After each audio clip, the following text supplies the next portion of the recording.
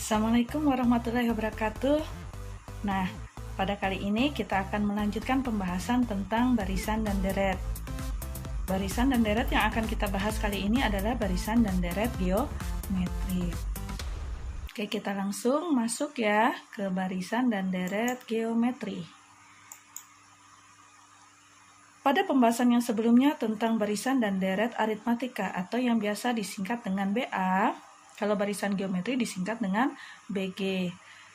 BG adalah susunan bilangan yang hasil bagi di antara dua suku yang berurutan selalu sama atau tetap. Jadi bedanya dengan aritmatika adalah di penekanannya. Atau kalau di aritmatika lebih kepada selisih, bukan lebih ya, tetapi memang yang membedakan dengan geometri adalah selisih yang selalu sama, sedangkan kalau di geometri adalah hasil bagi yang selalu sama atau tetap. Nah, hasil bagi yang selalu sama inilah yang disebut dengan rasio atau R. Jadi kalau di aritmatika ada istilah beda atau B, kalau di geometri ada istilah rasio atau R. Contohnya, kita lihat contohnya. Apa bedanya dengan contoh yang aritmatika sebelumnya? Ingat-ingat, aritmatika 246, geometri 248. Aritmatika 246, geometri 248. Aritmatika 246, geometri 248. Ingat, ini bukan nomor togel ya, betul. Ini adalah untuk kalian supaya lebih ingat dan bisa membedakan antara aritmatika dan geometri. Kenapa Ibu menyebutkan 246 dan 248? Kalau di aritmatika, jarak dari 2 ke 4 dengan jarak dari 4 ke 6 itu sama, yaitu sama-sama 2. Tapi kalau di dalam geometri, 248, jarak dari 2 ke 4 adalah 2, dan dari 4 ke 8 adalah 4. Beda ya? Sekarang kita lihat. Oke, di dalam geometri masih sama. Istilah yang digunakan untuk menyebutkan U1 atau suku pertama adalah A. Tapi bedanya adalah di dalam hasil bagi yang selalu sama atau tetap. Maka di sini hasil bagi dua suku yang berurutan dilambangkan dengan huruf R atau rasio. Dan ini adalah rumus-rumusnya. Apa yang membedakan dengan aritmatika? Kalau aritmatika karena penekanannya kepada selisih, maka dia menggunakan konsep eliminasi atau pengurangan. Sedangkan kalau di dalam barisan geometri, karena dia hasil bagi, berarti kita akan main pembagian, perkalian, pangkat, dan akar. Jadi kalian harus perkuat dulu konsep pembagian, pecahan, akar, dan pangkat kalian yang sudah pernah dipelajari di kelas 10. Nah, kita lihat di sini. Suku ke N, rumusnya adalah UN sama dengan A dikali R pangkat N dikurangi 1. Jadi sama ya, sama-sama turun 1 dari yang ditanyakan. Berarti kalau yang ditanyakannya adalah U7, maka rumusnya menjadi A dikali R pangkat 6. Oke. Sedangkan jumlah N suku pertama atau Sn sama ya dengan aritmatika, ada dua rumus. Tapi yang membedakan kalau di geometri tergantung dengan besar rasio. Kalau rasionya kurang dari 1, berarti jika dia bentuknya pecahan, maka pembilang lebih kecil daripada penyebut. Yang kalau dibagi nilainya pasti 0, maka yang berlaku adalah rasio kurang dari 1. 1 mengurangi rasio.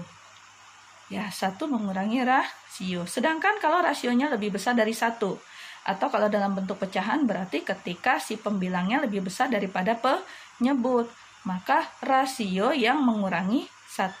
Atau dengan kata lain, yang penting adalah yang lebih besar mengurangi yang lebih kecil.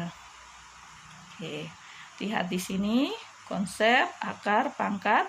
Dan di sini ada satu istilah yang tidak ada di aritmatika, yaitu deret geometri hingga.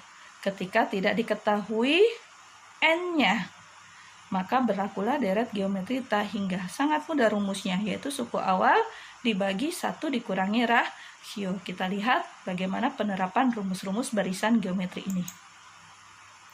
Contoh soal yang pertama. Diketahui suatu barisan geometri U3 sama dengan 16/9 dan U5 sama dengan 64/81. Wah, kita langsung masuk ke bentuk pecahan. Bu, apakah selalu bentuk pecahan? Tidak selalu sih. Tapi sering sekali yang keluar adalah dalam bentuk pecahan. Kalau bentuknya bulat, pasti akan lebih mudah bagi kalian. Oke, sekarang tentukan rasio dan suku awal. Kalau sudah ketahuan rasio dan suku awal, kita bisa menentukan suku ketujuh. Jumlah 5 suku pertama dan suku tengah dari 5 suku. Kita lihat yang pertama. Karena konsepnya adalah hasil bagi yang selalu sama atau tetap, maka suku besar dibagi dengan suku yang kecil. Masukkan dulu rumusnya, yaitu A dikali R pangkat N dikurangi 1. Maka U5 sama dengan A dikali R pangkat 4. Dan U3 sama dengan A dikali R pangkat 2. Berarti 64 per 81 dibagi 16 per 9. Pembagian pecahan, pembilang dan penyebutnya dalam bentuk pecahan, maka bisa diubah menjadi bentuk perkalian terbalik. Oke, 64 per 81 dikali 9 per 16. Hasilnya 4 per 9. Kenapa di sini jadi R kuadrat? Karena A dibagi A habis. R pangkat 4 dibagi R pangkat 2. Pembagian pangkat, maka pangkatnya dikurangi. Pangkat 4 dikurangi pangkat 2 menjadi R pangkat 2. Sama dengan 4 per 9. Berarti R sama dengan akar, karena kebalikan dari pangkat adalah akar. Jadi akar 4 per 9 adalah 2 per 3. Kalau sudah ketemu rasionya atau R-nya, tinggal disubstitusi ke salah satu rumus U3 atau U5. Disarankan ambil suku yang terkecil untuk mempermudah perhitungan. Jadi kita masuk ke suku ketiga, tinggal dimasukkan nih. U3 sama dengan AR kuadrat sama dengan 16 per 9. R-nya 2 per 3 dikuadratkan, hasilnya 2 pangkat 2 dibagi 3 pangkat 2. Hasilnya 4 per 9. A dikali 4 per 9 sama dengan 16 per 9. Maka A adalah 4 per 9 pindah ruas. Karena pindah ruas dia dibagi oleh 16 per 9. Dengan konsep yang sama, pembagian pecahan tinggal dikali terbalik. Hasilnya A sama dengan 4. A sama dengan 4, rasio sama dengan 2 per 3, maka menentukan suku ketujuh yang rumusnya A dikali R pangkat 6, tinggal masukkan nilai nih lainnya, hasilnya ini. Kalau bisa disederhanakan, silakan disederhanakan. Kalau tidak bisa disederhanakan, bentuknya tetap saja seperti ini. Tidak perlu diubah menjadi bentuk desimal. Menyulitkan kalian nanti kalau di dalam ujian. Kemudian yang C, jumlah 5 suku pertama. Nah, karena rumusnya ada 2, untuk menentukan jumlah itu adalah SN, maka harus dilihat dulu rasionya. Lihat, rasionya 2 per 3. Tadi Ibu bilang, kalau pembilangnya lebih kecil daripada penyebut, maka rasio pasti kurang dari 1. Maka yang berlaku adalah 1 mengurangi R. Yang besar mengurangi yang kecil. Lihat di sini, sama 2 per 3 pangkat 5. 2 pangkat 5, 32. 3 pangkat 5-nya 243. Dikurangi hasilnya segini. Bisa ya? Ya, tinggal dilihat sedikit demi sedikit, difahami, dipelajari lagi. Bagaimana dengan suku tengah? Suku tengah adalah akar dari suku awal dikali suku terakhir.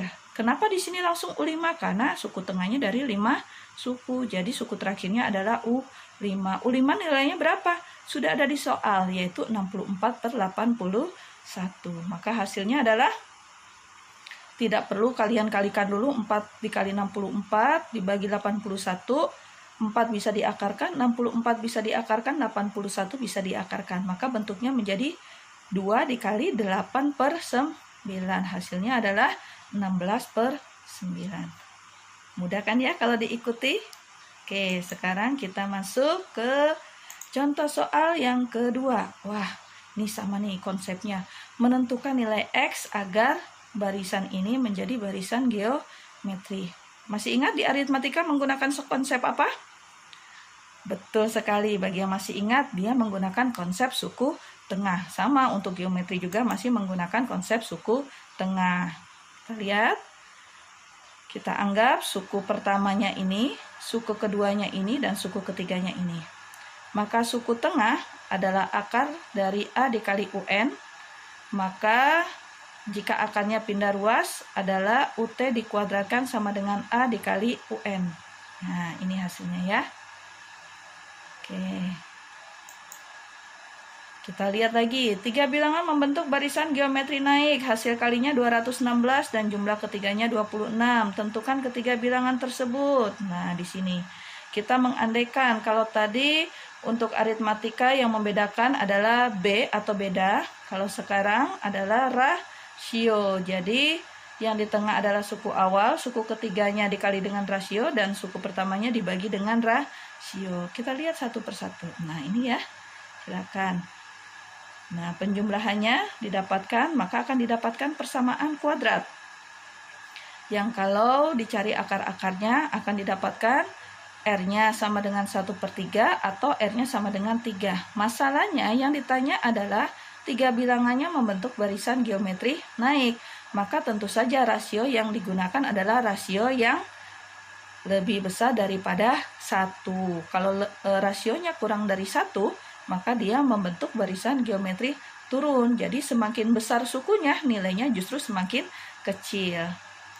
Oke, kita lihat. Ini barisan geometri naik, semakin besar sukunya, nilainya pun semakin besar. Tuh. Mudah ya? Sekarang ke soal yang berikutnya. Sebuah bola dijatuhkan ke lantai dengan ketinggian 30 meter. Nah, kita lihat. Anggaplah itu adalah sebuah bola dijatuhkan dari ketinggian 30 meter. Bola biasanya memantul berkali-kali, tapi siapa yang pernah menghitung berapa kali si bola itu memantul? Sudah ada yang pernah?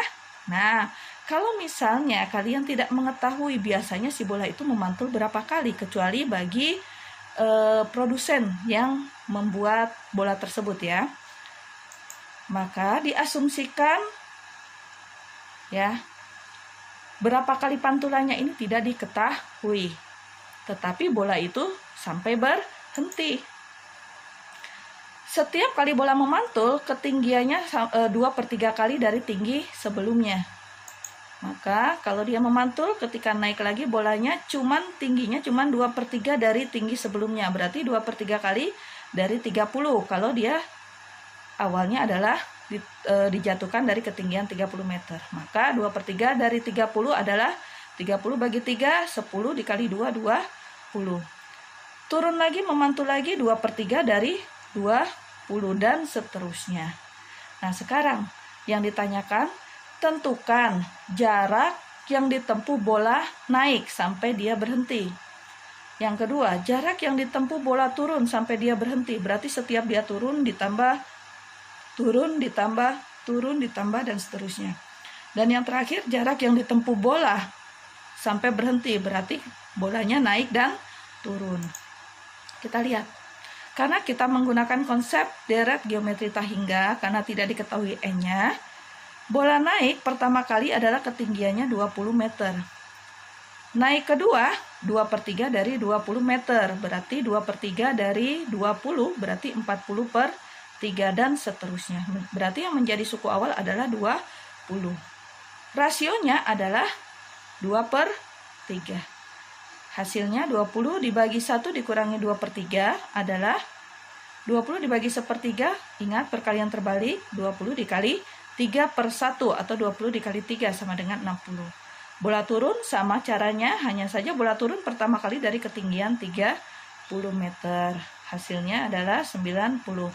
Maka jarak totalnya adalah 60 ditambah 90, yaitu 150 meter. Maka jarak totalnya bisa saja langsung disatukan. Suku awal bola naik ditambah suku awal bola turun dibagi 1 dikurangi rasio. Berarti 20 ditambah 30 dibagi 1 dikurangi 2/3. Silakan dicoba di rumah masing-masing ya. Soal terakhir. Tiap 5 tahun jumlah penduduk bertambah menjadi 2 kali lipat dari jumlah penduduk semula. Pada tahun 2020 jumlah penduduk menjadi 127.500.000. Ini salah ya, seharusnya nanti 128 juta, bukan 127 juta. Ya, 128 juta. Ditanyakan jumlah penduduk pada tahun 1980, berarti berapa tahun yang lalu? 2020 ke tahun 1980 berarti 40 tahun yang lalu. Kita lihat di sini. Ya. 2 kali lipat setiap 5 tahun. Berarti 5 tahun sebelumnya 2015, 5 tahun sebelumnya lagi 2010, seterusnya sampai 1980. Nah, yang 2020 ini dianggap sebagai, nah jumlahnya tadi ya 128 juta, dia dianggap sebagai suku pertama, dan 1980 kita yang akan cari nilainya dianggap sebagai suku ke-9. Berarti dia termasuk barisan geometri turun karena nilainya turun pastinya. Nah, rumusnya U9 sama dengan A dikali R pangkat 8. Kenapa di sini setengah bukan 2 kali lipat? Karena barisan geometri turun rasionya harus kurang dari 1. Maka nilainya adalah 500.000 jila. Selesai. Nah, bagaimana materi barisan dan deret ini? Untuk kedepannya masih banyak contoh-contoh soal yang terkait dengan barisan dan deret, apalagi di dalam aplikasi permasalahan bidang kejuruan. Tetap disimak, stay tune. Terima kasih. Wassalamualaikum warahmatullahi wabarakatuh. Bagaimana? Kalian bisa mengikutinya kan ya? Tetap stay tune di dalam pembahasan materi barisan dan deret yang berikutnya. Assalamualaikum warahmatullahi wabarakatuh.